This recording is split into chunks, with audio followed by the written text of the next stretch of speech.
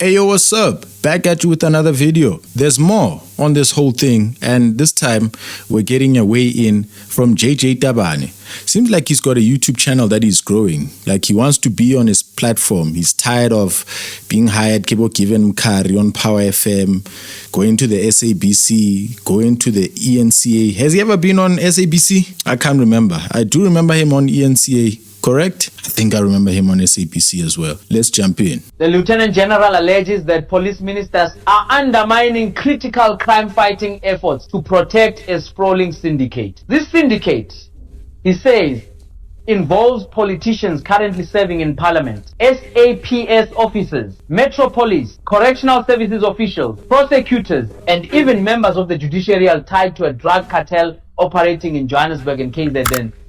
Now, let's be clear, these are not light accusations. He's pointing fingers at the heart of our criminal justice system, saying it's been hijacked by a drug cartel that's got its tentacles everywhere, which allegedly involves our own police minister, causing up with a man who's got a 360 million rand SAPS contract and is facing charges for attempted murder and money laundering. The general says this was no accident, was a deliberate move to protect a syndicate exposed by the team's work in Johannesburg and Pretoria, which linked firearms to unsolved murders of prominent South African artists. He's calling it what it is, sabotage of justice. This man is no ordinary cop. He's got a track record of taking on the big fish.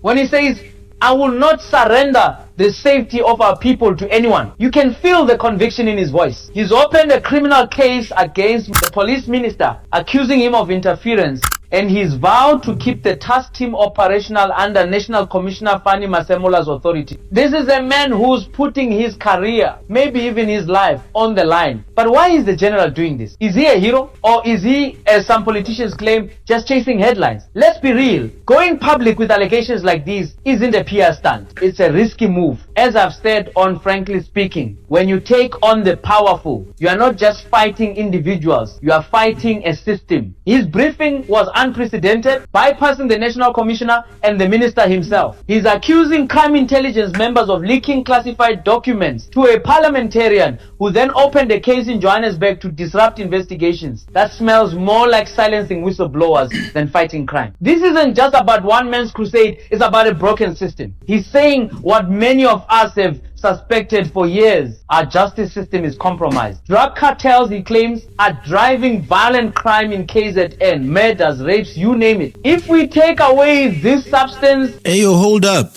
Is this Tabane's actual voice? Is this actual him? Hey, he sounds strange, like he's got a flu. And why does this YouTube channel lack quality like this? We would become good citizens, he said, urging us to unite against corruption. He's not just fighting for his badge. He's fighting for the soul of South Africa. And let me tell you, it's a wake-up call for all of us. We can't keep sitting back sipping tea while the country bends.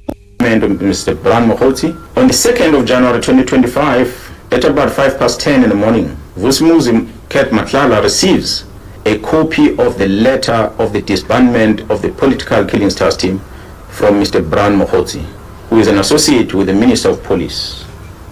Quick to hit back, calling the allegations baseless and accusing the Lieutenant General of undermining SAPS integrity with wild claims. The police minister issued a statement promising a review the general's statements for appropriate action. Appropriate action? Really, Minister? That sounds like code for let's silence this guy. The police minister spokesperson doubled down, saying the minister's integrity and that of SAPS won't be undermined by insinuations made without evidence. But here's the thing, it's usually a sign they are more worried about their image than the truth. President Cyril Ramaphosa, fresh from the BRICS summit in Brazil, called the lieutenant's allegations a grave national security concern and promised action upon his return. He urged restraint, warning that the trading of accusations and counter-accusations threatens to undermine public confidence. Fair enough, Mr. President, but isn't public confidence already in the gutter when a provincial commissioner has to go public to expose corruption? The ANC's national spokesperson, Bengu, echoed Ramaphosa's concern, saying these matters go to the core of public trust. But the ANC Youth League, led by Colin, took a different tone, accusing the general of chasing populism. Colin said, "We don't want commissioners becoming politicians. If he wants to contest politics, he must come to branches of the ANC and contest." Colin, this isn't about politics, it's about crime. The economic freedom fighters, on the other hand, came out swinging in support of the general. They called his allegations proof of a mafia state under the ANC, demanding Muchunu's suspension and a parliamentary briefing. Most people are saying the task team's dissolution was a deliberate sabotage to protect a syndicate profiting from violence and lawlessness. They highlighted the task team's achievements: 600 cases, 379 arrests, 70 convictions, and argued its disbandment was a cover-up. I'm not here to cheerlead for any party, but when the EFF starts sounding like the voice of reason, you know we're in trouble. Ian Cameron also jumped into the fray, calling for an urgent national inquiry. He wrote to Speaker Kodidiza demanding a parliamentary debate on what he called deep dysfunction and alleged collusion within SAPS. Why are politicians so quick to defend their own instead of demanding the truth? Let's zoom out for a moment. These allegations aren't just about one man or one minister. They're about a country teetering on the edge, and drug-related violence are tearing communities apart. This isn't just a KZN problem, it's a national crisis. The syndicate, with its links to politicians,